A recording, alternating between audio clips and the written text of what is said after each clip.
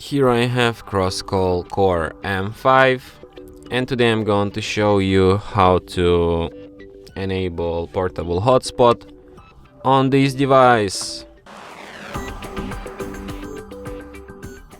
So firstly you should go to the upper bar, and here you can find the button Hotspot.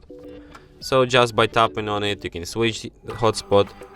By holding a finger on it you can access some of its settings. For example, you can change its name, you can display a QR code to instantly connect to your hotspot, you can change its security protocol, you can change its password, you can set it to turn off automatically when no devices are connected, and you can also extend its compatibility.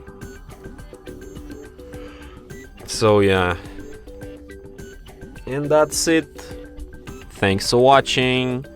If you find this tutorial useful, don't forget to hit that like button and subscribe to our channel.